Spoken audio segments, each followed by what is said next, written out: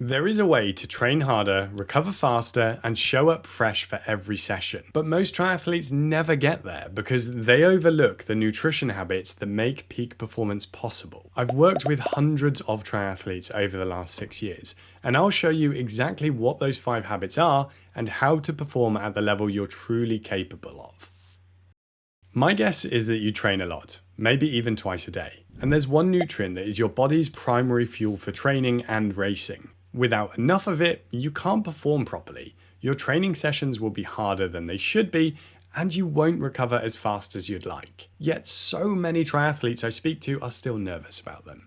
They cut back on them to stay lean, and then they wonder why they're constantly fatigued or struggling to hit their targets in training. I'm talking about carbohydrates, and as a general rule of thumb, successful triathletes need between 3 to 10 grams of carbs per kilo of body weight per day, depending on training volume and intensity. Put simply, that's a lot. And here's an example of the carbs in different common foods. It means a 70 kilo triathlete could need anywhere between 210 and 700 grams of carbs per day. I appreciate that's a big range, but it scales with how much you train. For everyday meals, focus on whole grain carbs like oats, rice, potatoes, quinoa, and pasta. Around training, go for easier to digest options, so that's energy gels, sports drinks, bananas, or even sweets can be perfect when you need quick fuel. The key is matching your carb intake to your training. Low volume training day? Eat fewer carbs. Long brick or hard session? Get them in.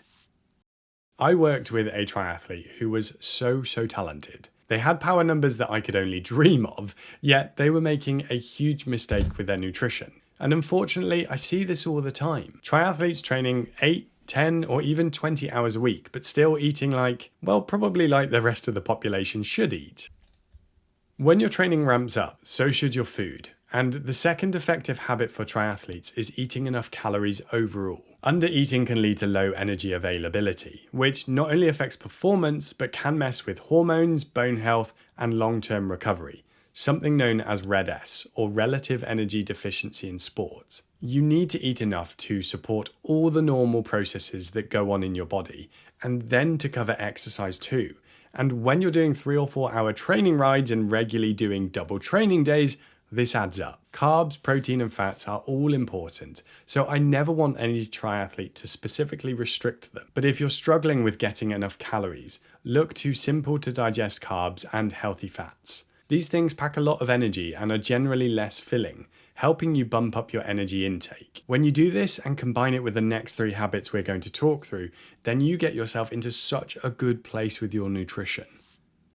Next up is something that surprises a lot of triathletes. Protein is just as important for you as it is for strength athletes. Think of protein like the raw materials your body uses to rebuild and strengthen after training. Without enough of it, your body simply doesn't have the tools to adapt, and all those hard sessions won't lead to the progress that you're hoping for. I've worked with triathletes who are really struggling to recover after big sessions, but when I analysed their protein intake, they were barely scraping by the minimum requirement for non-exercising humans, but doing crazy high levels of training. Increasing their protein intake made a massive difference, and it can be really easy. And so the third effective habit is eating enough protein every day. Aim for a good source of protein with each meal.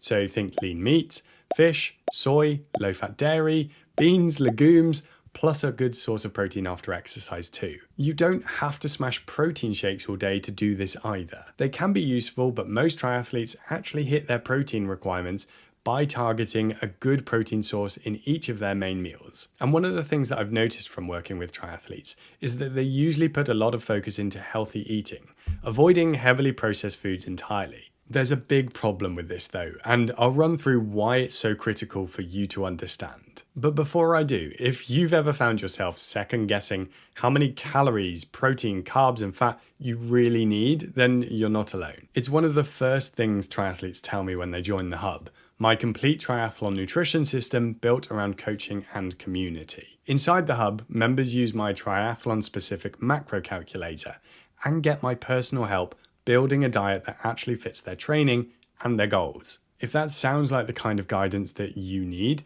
check out the hub. The link is in the description and comment section of this video. And now let's talk about the problem with clean eating.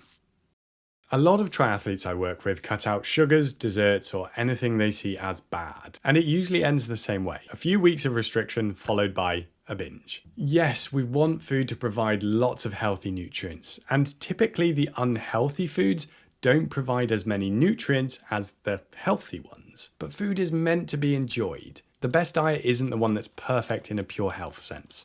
It's the one you can stick to consistently, gives you pleasure and nutritional value. And the irony is that some of those junk foods are exactly what your body needs at certain times. Quick release carbs from sweets or sports drinks can be perfect before or during training, when you need fast energy without upsetting your stomach. So instead of labeling foods as good or bad, think context. And this is what the fourth important habit is for triathletes. Have the nutrient-dense meals that support recovery and health.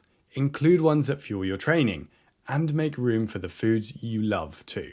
So yeah, the coffee stop brownie is absolutely a good idea. And actually, it ties in beautifully with the next effective habit.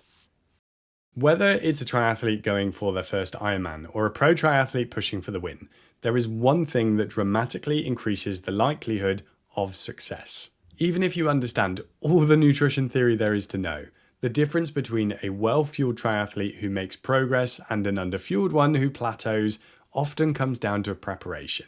And this is the next effective habit for triathletes. If you finish training starving with nothing ready to eat, you'll probably grab whatever's easiest, and that's not usually what your body needs. So take 5 minutes before your session to plan what you'll eat afterwards. Prep a smoothie, pack a sandwich, or keep a protein bar in your bag. It sounds simple, but it's what separates triathletes who recover well from those who don't. If you have a huge day of training but don't plan ahead, you'll end up in a massive calorie deficit that will wreck your performance. Now, I know some people might want to finish their day in a calorie deficit because they're trying to lose weight. And if that's you, then you should watch this video here, because I walk you through the exact steps that helped a triathlete successfully lose the weight that they hadn't been able to shift for years.